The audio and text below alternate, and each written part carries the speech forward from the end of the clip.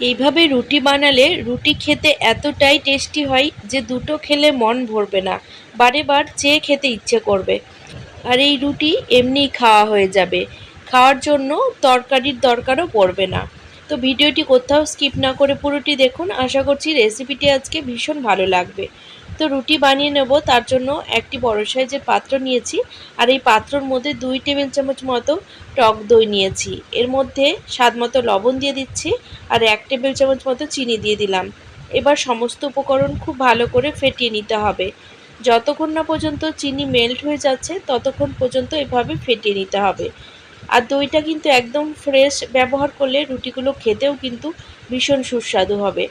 তো এখানে সমস্ত উপকরণ খুব ভালো করে মেল্ট করে নিয়েছি। এবার এক বাটি আটা এর মধ্যে দিয়ে দিলাম। আটা দিয়ে সমস্ত উপকরণ আবারও আলতো হাতে খুব ভালো করে মেখে নেব। বন্ধুরা, আজকের ভিডিওটি ভালো লাগলে অবশ্যই একটি লাইক করে দেওয়ার অনুরোধ রইল, আর আমার সাথে থাকার জন্য অবশ্যই চ্যানেলটিকে সাবস্ক্রাইব করে আমার পাশেই থাকবেন। তো এখানে আমি সমস্ত উপকরণ খুব ভালো করে মেখে নিয়েছি। আটা দেখতে পাচ্ছেন একদম ঝুরঝুরে হয়ে গেছে। এবার আমি অল্প অল্প করে দুধ দিয়ে আটাটা খুব ভালো করে মেখে নেব।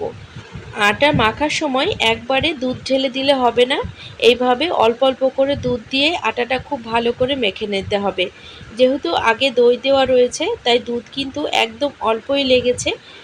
আটা খুব ভালো করে মেখে নিয়েছি, আর এখানে একটি সফট ডো তৈরি করে নিয়েছি।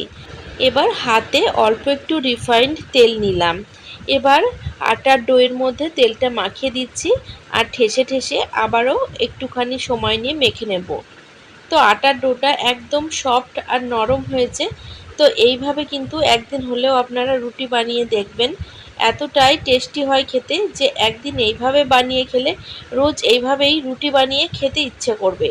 যে রুটি খায় না সেও কিন্তু চেয়ে চেয়ে খাবে।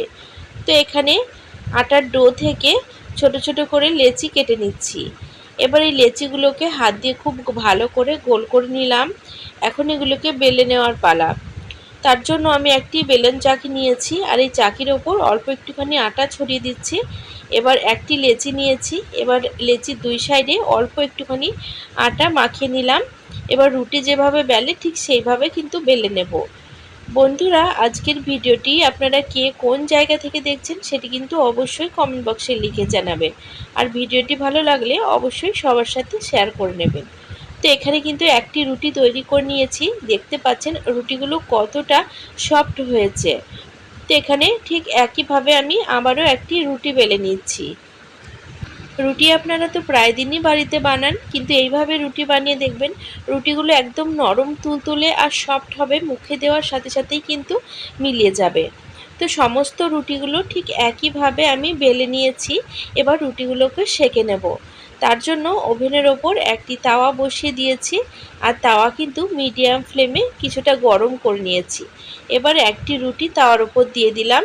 তো কিছুক্ষণের মধ্যেই রুটির একটি সাইড কিন্তু একটুখানি হয়ে গেছে। এবার রুটিটাকে আমি উল্টে দিচ্ছি, আর অপর পিঠও কিছুক্ষণ হতে দেব। তো অন্য দিকটা একটু ফুলতে শুরু করেছে। এবার আমি হালকা হাতে রুটিটাকে এইভাবে চারিদিক দিয়ে ঘুরিয়ে নেব, আর দেখতেই পাচ্ছেন খুব সহজে কিন্তু রুটিটা ফুলে উঠেছে। এইভাবেই আমি বাকি রুটিগুলোকেও সেঁকে নেব। তো আপনারা এই ফোলানোর কাজটি করার জন্য একটি পাতলা সুতির কাপড় ব্যবহার করতে পারেন, সেক্ষেত্রে হাতেও কিন্তু গরম লাগবে না, আর অনায়াসে কিন্তু রুটিগুলো ফুলে উঠবে। আমি কিন্তু ওভেনের ফ্লেমটা একদম লোতে রেখে রুটিগুলো বানিয়ে নিচ্ছি, আর এইভাবে রুটি বানানো আমার অভ্যাস আছে, যার কারণে আমার কিন্তু কোনো রকম অসুবিধা হচ্ছে না। তো এখানে সমস্ত রুটিগুলো আমি বানিয়ে নিয়েছি, আর দেখতে পাচ্ছেন কতটা নরম হয়েছে। একটি রুটি আমি রোল করে আপনাদের দেখাচ্ছি।